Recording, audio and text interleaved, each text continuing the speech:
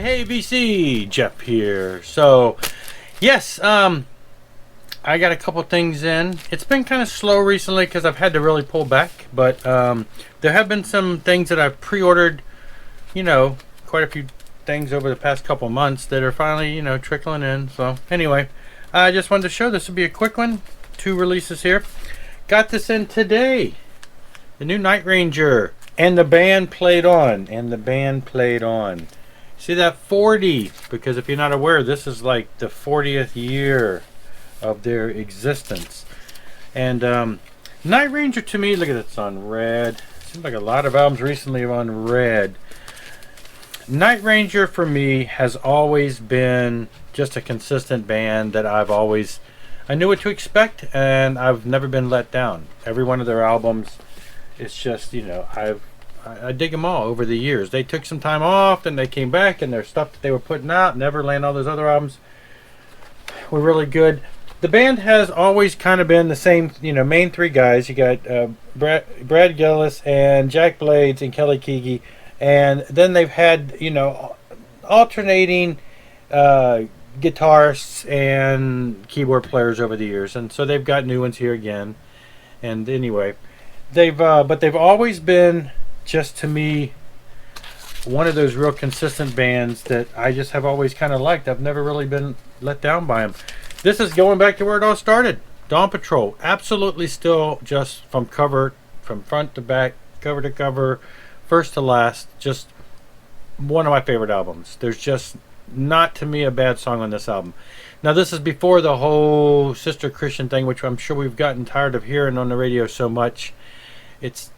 And they've just got so many great songs, but this album, even the deep tracks, are amazing. And I remember when this album came out, and then it was like on some of those radio stations, I don't know, was it Rockline, things like that, where they talked and played songs and talked and played songs, and the interview type stuff. And I just ate and slept and ate this album for back in the day. Loved it. And 40 years. This was 82, but the band was around 81, and here we are, 2021. The other thing that came in was the reissue of the 2001, the second Transatlantic album. These have been released on vinyl before, and then back when vinyl was first becoming a big thing again, and then they disappeared, and they're really expensive now, and so they've reissued them. This particular one is on like this clear, light blue, clear. It is a double record set. Not a whole lot to show in the gatefold.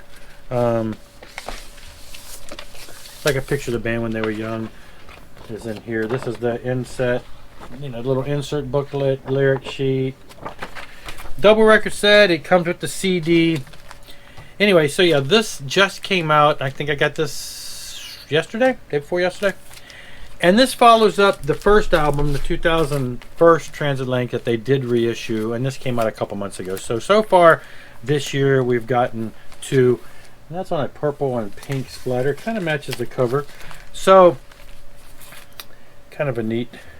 Now I don't understand. This one was signed by Neil Morris. First 50 people got it signed. I placed my order literally within the first 15 to 20 minutes, but as you can see, it must not have been good enough. I didn't get it signed, but yeah, so great, glad to have this. I do hope, I'm expecting they're going to continue going and do the next few albums. So most of them, except the longer live albums, I think most of them have appeared in one form or another on vinyl in the past. So they do need reissued because they're very hard and very expensive to get nowadays. So really glad to have these 2 pivotal albums. If you're not familiar with them and you're into prog rock, you've got a guy from Marillion, you've got a guy from the Flower Kings, you've got a guy from Spock's Beard, and you've got a guy from Dream Theater. At the time, that's who these guys were, and these are just 2 amazing.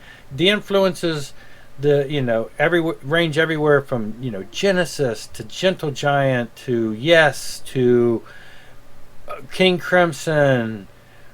These guys are all influenced by these prog giants of yesteryear, and they bring it all together, and it's kind of a super group of the day, and these 2 albums are very pivotal. The band shortly after this kind of broke up because Neil left, And then later came back and they started doing albums again, which is, the recent one that came out earlier this year is their newest. But these early ones, if you're into that prog rock with the border hard rock, great stuff, great stuff, great stuff. Check them out. That is all I got, though, for now. So I just wanted to share that. Thanks a lot for watching, though. I'll be back. Rock on and rock hard.